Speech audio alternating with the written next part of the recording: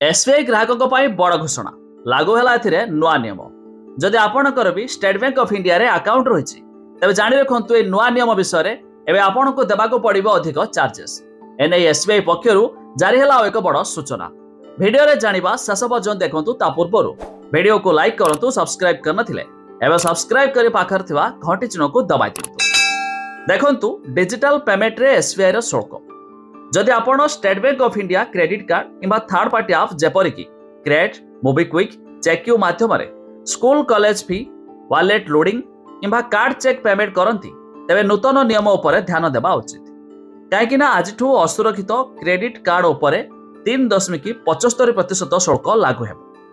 जदि आपण third party आप माध्यम पेमेंट दियंती तेबे आपण को अतिरिक्त 1% शुल्क देवाक पड़िबो। जदि आपण स्कूल रो ऑफिशियल वेबसाइट किंबा पीओएस माध्यम देय करती तेबे यह शुल्क प्रযোज्य हेबो नाही। तेबे 1000 टंका रु अधिक वॉलेट लोडिंग उपर 1% शुल्क लागू हेबो।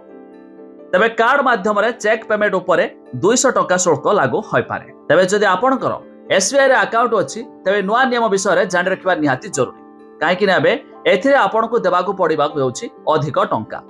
कहीं जदि आप एसबीआई यूजर और एथिरे कौन टंका पेमेंट करुछंती जपरिक school college fee, wallet loading एमती की कार्ड चेक पेमेंट क्षेत्र में आपन को 3.75% एवं अधिक चार्जेस देवाक पड़िबो। तबे नुआ नियम लागू हो जाइछि। तबे आपण मानकर एसबीआई अकाउंट अच्छे कि नहीं ता निहाती कमेंट करी जणाइबे।